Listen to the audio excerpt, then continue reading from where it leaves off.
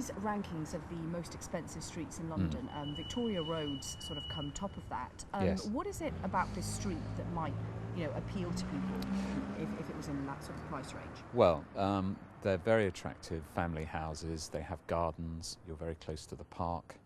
They're wide.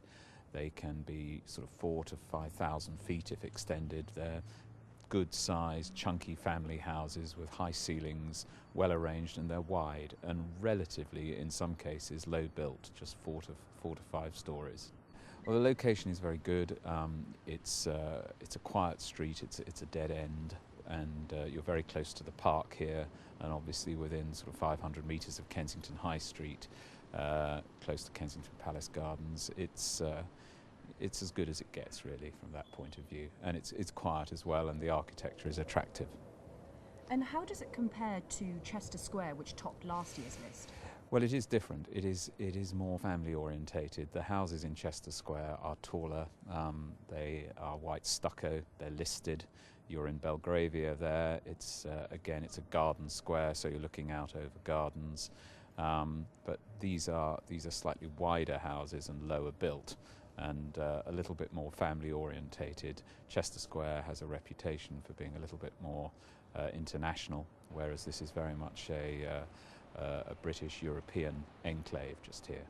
The buyers will be all sorts of people, really. You can't pin it down, but there will be English buyers, there will be Europeans and Americans, but it has a more family orientated feel. People will actually live here full time, whereas perhaps in Chester Square they will be more like pied-à-terres for people, and they will not necessarily be constantly in residence, whereas here people will be living here permanently.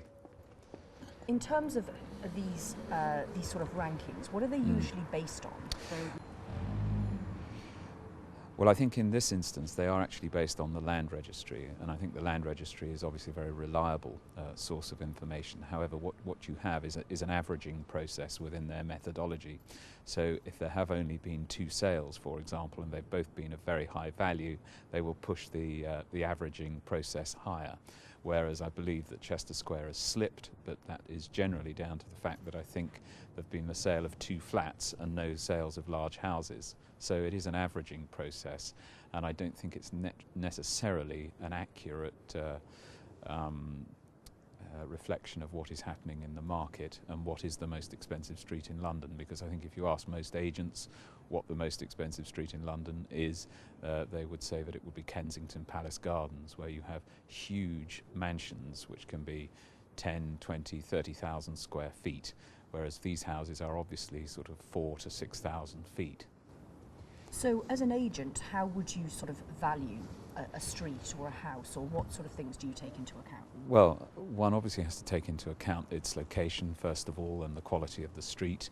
You then look at the house and its condition and the size of the house. You know, how many square feet. Square footage has become more important. We've developed that sort of method of valuation over the last 15 years. So one has to say, you know, how big a house is, what its position is, and what the volume of the rooms is like, and whether it's overlooked, and obviously other amenities like garden or parking, and gardens are very important, and these houses have nice gardens, whereas in Chester Square you're generally having a roof terrace on top of your mews house, but most of the houses here don't have parking, so somebody will say, well, actually that's something of a disadvantage. They're not as big in terms of having a mews house attached to them, so you haven't got staff.